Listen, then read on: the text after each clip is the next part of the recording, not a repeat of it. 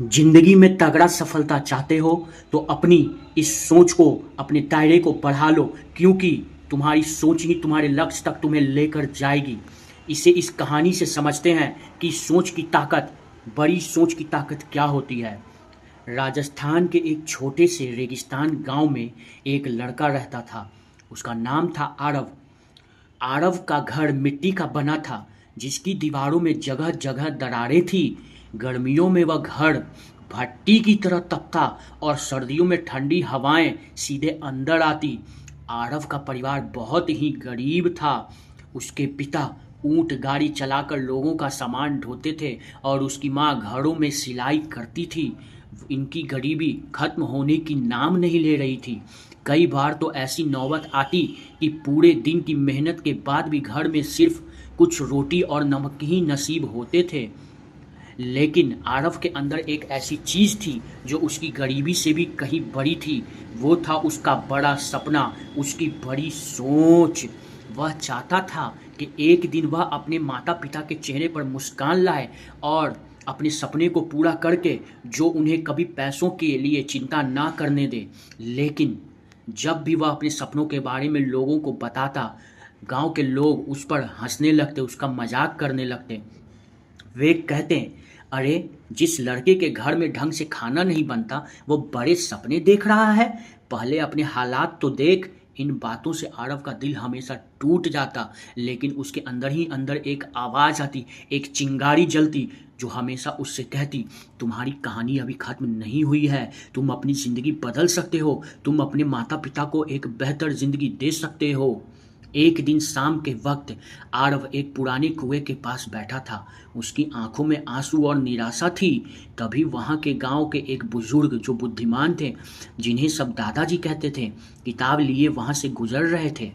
उन्होंने आरव के पास बैठा और बोला, बेटा क्या बात है। आरव ने सारी व्यथा कह सुनाई। दादाजी मुस्कुराए और उन्होंने अपनी थैली से एक छोटा सा बीज निकाला और आरव के हाथों में रख दिया। उन्होंने कहा, बेटा आरव, तुम जानते हो ये क्या है। आरव बोला, यह एक छोटा सा बीज है दादाजी। दादाजी बोले, इंसान के सपने भी ऐसे ही होते हैं। लोग इसे छोटा समझते हैं, लेकिन सही मिट्टी, सही पानी और सही मेहनत मिले तो एक दिन यह विशाल बरगद का पेड़ भी बन सकता है। गरीबी तुम्हारी आज की जमीन हो सकती है, लेकिन यह तुम्हारा भविष्य कभी नहीं हो सकता। उस दिन के बाद आरव बदल गया। उसने खुद को साबित करने की ठान ली। वह दिन में अपने पिता की ऊंट गाड़ी में मदद करता और रात को एक ढाबे पर काम करता, और जब पूरी दुनिया सो जाती तो वो कहीं अपने घर के एक कोने में टॉर्च की रोशनी में पुरानी किताबें पढ़कर मोबाइल रिपेयरिंग सीखता। उसे जो समझ नहीं आता वह उसे बार बार दोहराता, कोशिश करता। उसने खराब मोबाइल खरीद कर उन्हें ठीक करना उसी वक्त से शुरू कर दिया जब दादाजी ने उसे उस बीच की कहानी सुनाई। धीरे धीरे उसकी ईमानदारी और काम पूरे गांव में चर्चा का विषय बन गई। ठीक कुछ साल बाद आरव ने अपना एक छोटा सा टेक्नोलॉजी सेंटर खोल लिया। वह वहाँ गरीब बच्चों को मुफ्त में काम सिखाने लगा। जो लड़का खुद के कमाए हुए पैसे से सही से घर चला नहीं पा रहा था, वो अब दूसरों को कमाने के लिए, सिखाने के लिए वहाँ बैठा। ये होती है तरक्की।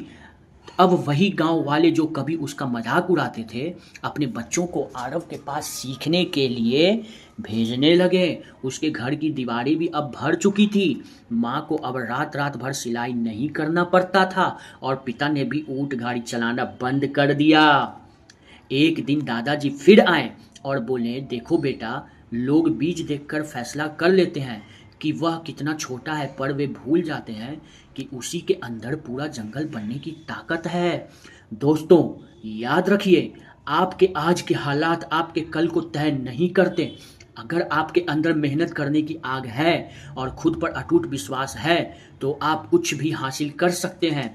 छोटे हालात कभी भी बड़े सपनों को नहीं रोक सकते। बस शुरुआत करके, हिम्मत करके तो देखिए। मेरे इस चैनल को सब्सक्राइब जरूर कीजिए ऐसे ही और मोटिवेशनल स्टोरीज के लिए।